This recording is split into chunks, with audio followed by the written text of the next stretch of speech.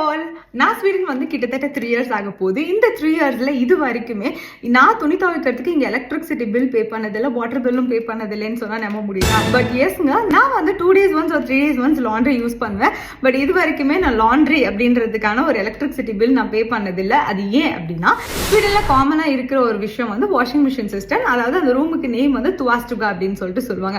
So அந்த துவாஸ்டுகா system என்ன அப்படின்னு சொன்னால், சின்ன அப்பார்ட்மெண்ட்டோ பெரிய அப்பார்ட்மெண்ட்டோ நார்மலாகவே அப்பார்ட்மெண்ட்ஸ்ல இருக்கும் அப்படின்னு சொன்னா அண்டர் கிரவுண்ட்ல ஒரு ரூம் இருக்கும். அதோட நேம் வந்து துவாஸ்டுகா வாஷிங் ரூம். இது வந்து காமன் ஏரியா வாஷிங் ரூம் தான்.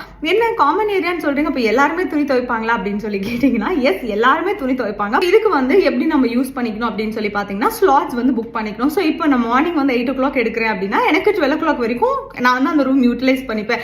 8 to 12 அந்த மாதிரி ஒரு இடத்துக்கும் ஒரு டைம் லிமிட்ஸ் இருக்கு. மேக்ஸிமம் 4 to 4.5 hours வரைக்கும் டைம் கொடுப்பாங்க. லெஷர் டைம் ½ hour அப்படின்னு சொல்லிட்டு கொடுப்பாங்க. ஏன்னா நம்ம துணி காயறதுக்காக.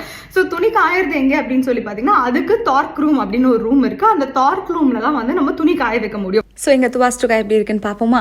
ஸோ இதுதான் அண்டர் கிரவுண்ட். ஸோ இதுக்கும் கீழே போகணும் ஆக்சுவலாக. ஸோ இதுக்கு எல்லாமே பாஸ்கோட்ஸ் இருக்குது. நம்ம பாஸ்கோட்ஸ் போட்டு தான் போக முடியும். ஸோ இப்படி ஸ்டெப்ஸ் இருக்கும் அண்டர் கிரவுண்ட்ஸ்க்கு. ஸோ போனதுக்கப்புறம் ஒரு பேபங்களா மாதிரி இருக்கும் ஃபீல். ஸோ துவாஸ்டுகா.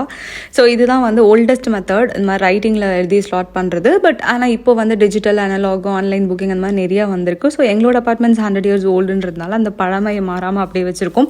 பேப்பரில் எழுதி எங்கள் ஸ்லாட்ஸ் புக் பண்ணிக்கலாம். எங்களை தவிர அந்த 3 to 4 hours யாருமே யூஸ் பண்ண மாட்டாங்க. அந்த ரூமையும் ஓப்பன் பண்ண மாட்டாங்க. ஸோ நம்ம நார்மல் ஹவுஸ் கீ போட்டு ஓப்பன் பண்ணிக்கலாம். ஸோ ரூம் ஓப்பன் பண்ணோன்னா இப்படி தான் அந்த லாண்ட்ரி ஏரியா இருக்கும். ஃபுல்லாக வந்து எல்லாமே நீட் அண்ட் க்ளீனாக வச்சுருப்பாங்க. ஏன்னா நைட்டே வந்து மெயின்டெனன்ஸில் வந்து எல்லாத்தையுமே க்ளீன் பண்ணிட்டு போயிருப்பாங்க. ஸோ நாம் வாஷிங் ரூம் யூஸ் பண்ணதுக்கப்புறம் இதே மாதிரி தான் வச்சுட்டு வரணும். ஸோ இது துணி மடிக்கிறதுக்கு அயனிங் அண்ட் கார்ட்ஸ் வந்து துணி உள்ளே எடுத்துகிட்டு போய் இதுதான் அந்த டார்க் ரூம், துணி காய வைக்கிற ரூம். ஸோ இந்த ஃபேன் சொல்லியிருந்தால ஹீட்டர் ஃபேன் அதுதான் இது. ஸோ இது வந்து 3 hours அதுவே ஆட்டோமேட்டிக்காக ஆஃப் ஆகிடும் நம்ம ஆன் பண்ணிட்டு போயிட்டோம்னா. இது ஆன் அண்ட் ஆஃப் ஸ்விட்ச்சு. ஸோ அதோட நேம் வந்து டார்க் ரூம் சொல்லியிருந்தால அதுதான். ஸோ துணி காய வைக்கிறது. இப்போ நான் வாஷிங் மிஷினில் துணி லோட் பண்ணதுக்கப்புறம் லாக் பண்ணிட்டு அண்ட் மேலே இன்ஸ்ட்ரக்ஷன்ஸ் இருக்கும். நம்ம என்ன மாதிரி கிளாத்ஸ் போடுறோம், எவ்வளோ நேரம் வேணும், அது ஹார்ட் வாஷாக இல்லை சாஃப்ட் வாஷாக அந்த மாதிரி.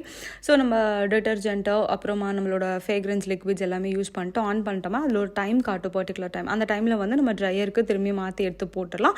இல்லை ட்ரையர் வேணாம் நான் அப்படியே காய வச்சுக்கிறனாலும் வச்சுக்கலாம். பட் இது வந்து ஃபஸ்ட்டு நம்மளுக்கு கொஞ்சம் கஷ்டமாக இருக்கும். அதுக்கப்புறமா அதில் இன்ஸ்ட்ரக்ஷன்ஸ் எல்லாம் வந்து ஸ்வீடிஷில் இருக்கும். அதனால ஃபஸ்ட்டு கஷ்டமாக இருக்கும். அதுக்கப்புறம் நார்மல் ஆகிடும். இங்கே இருக்கிறது க்ளீன் பண்ணிடணும் நம்ம யூஸ் பண்ணதுக்கப்புறம். ஸோ துணி காய வச்சுட்டு இந்த மாதிரி தான் அந்த ஹேங்கர்ஸில் துணி காய வச்சுட்டு நம்ம கிளம்பும் போது அதே மாதிரி ரூமை நீட்டாக க்ளீனாக வச்சுட்டு தான் கிளம்பணும். ஸோ இப்படி தான் எங்களோட வாஷிங் ஏரியா ஸ்வீடனில் இருக்குது.